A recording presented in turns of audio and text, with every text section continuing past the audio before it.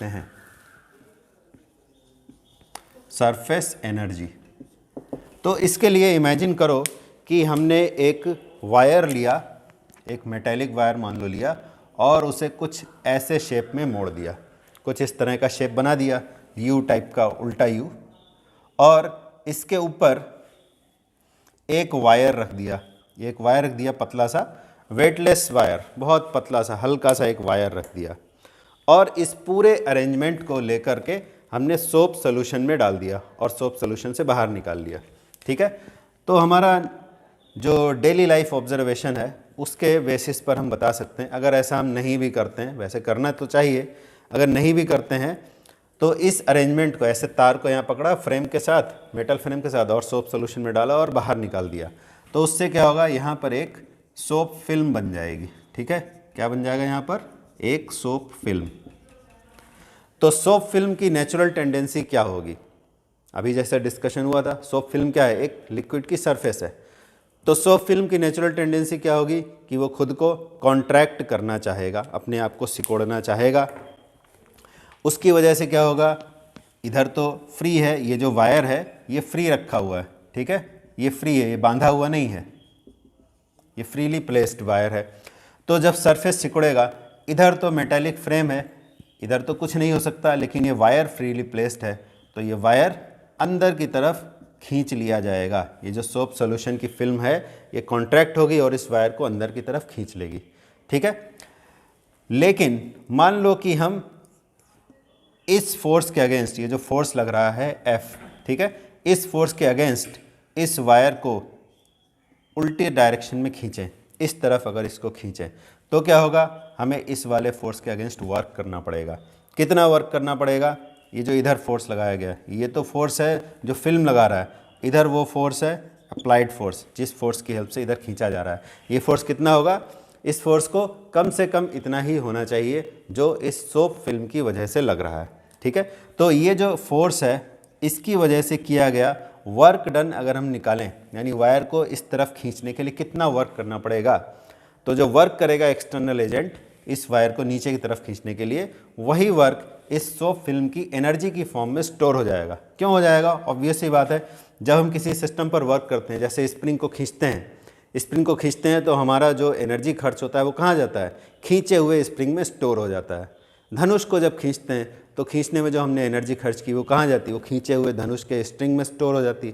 वही चीज़ यहाँ पर भी होगा, जब हम अप्लाइड फोर्स लगाकर इस वायर को नीचे की तरफ खींचेंगे तो क्या होगा, इस सोप फिल्म का साइज़ बढ़ जाएगा। और सोप फिल्म क्या है, लिक्विड सरफेस है। अभी डिस्कशन किया था कि अगर लिक्विड सरफेस का साइज़ बढ़ाया तो उसकी पोटेंशियल एनर्जी बढ़ जाएगी। ठीक है, तो ये वाले फोर्स को अब हम डायग्राम से हटा देते हैं। इस फोर्स के अगेंस्ट एक अप्लाइड फोर्स हमने दिया और उससे मान लो कि वायर की नई पोजीशन ये आ गई, ये वायर की न्यू पोजीशन है, यहाँ पर आ गई मान लो वायर की न्यू पोजीशन। ये थोड़ा कंजस्टेड हो गया, F को हम यहाँ पर लिख देते हैं, अप्लाइड फोर्स मान लो F है, तो वायर की न्यू पोजीशन ये आ गई। ये सपोज प्रीवियस पोजीशन थी PQ और ये न्यू पोजीशन है P डैश Q डैश। तो सपोज वायर को हमने इतना डिस्प्लेस किया है डेल्टा x, तो फोर्स F है और ये कितना होगा, ये जो लिक्विड फोर्स लगाता था उसी के बराबर होगा। तो ये कितना फोर्स होगा, अभी हमने डिस्कशन किया था कि लिक्विड कितना फोर्स लगाता है, लिक्विड का सरफेस टेंशन क्या था, force acting on unit length, तो लिक्विड कितना फोर्स लगाएगा, T इंटू एल। ठीक है, तो ये जो F है ये क्या है, T इंटू एल है। L क्या चीज़ था, इस वायर का लेंथ। ठीक है, तो इस वायर की यूनिट लेंथ पर जो फोर्स लगता है वही सरफेस टेंशन के बराबर होगा। ये सरफेस टेंशन की डेफिनेशन से आया। तो अब हमें फोर्स पता है, डिस्प्लेसमेंट पता है, तो वर्क कैलकुलेट करना तो कोई बड़ी बात नहीं है, वर्क कैलकुलेट हो जाएगा।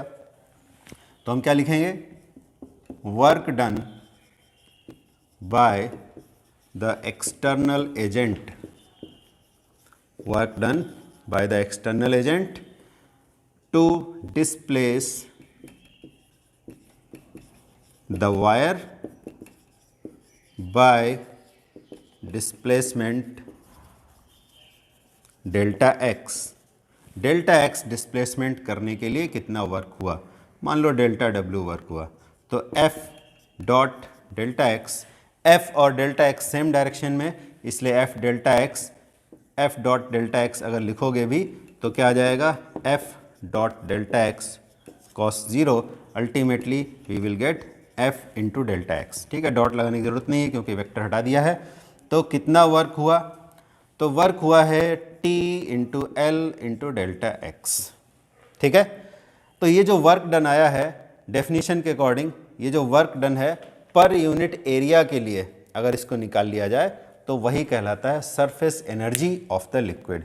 ठीक है, अब ये एरिया की जो बात आई है ना, यहाँ पर एक बहुत ही इंपॉर्टेंट बात है, वेरी इंपॉर्टेंट, और वो इतनी इंपॉर्टेंट है कि मतलब उसकी वजह से क्या होता है, अगर तुमने इस डेरिवेशन में उसको इंक्लूड नहीं भी किया तो भी तुम्हारा डेरिवेशन सही आ जाएगा, सरफेस एनर्जी की वैल्यू एकदम सही आ जाएगी, बट कॉन्सेप्चुअली वो गलत हो जाएगा। ठीक है, क्यों गलत हो जाएगा, ज़रा ध्यान से देखो। जो सोप सोल्यूशन की फिल्म होती है वो एक्चुअली 2 सरफेसेस है, एक सरफेस नहीं है। क्यों, क्योंकि जो हमने सरफेस टेंशन एकदम बिगिनिंग में पढ़ा तो हमने क्या कहा, लिक्विड की open surface, open surface means surface के एक साइड एयर होना चाहिए और दूसरे साइड में लिक्विड होना चाहिए। जैसे कि बाल्टी में पानी भरा हुआ है या ग्लास में पानी भरा हुआ है, तो सरफेस जो हमें दिखाई दे रही है ऊपर एयर है और उस सरफेस के नीचे साइड में लिक्विड है, तो सिंगल सरफेस हुआ। लेकिन अगर सोप सोल्यूशन की बात करें और उससे एक फिल्म बनाएं, सोप सोल्यूशन का पतला सा फिल्म बनाएं, अगर कभी ऐसे हाथ में ही बना सकते हैं, सोप सोल्यूशन में ऐसे अपने हाथ से इस तरह से एक सर्कल बनाएं और सोप सोल्यूशन में डाल के बाहर निकालें, तो यहाँ पर एक फिल्म बन जाती है।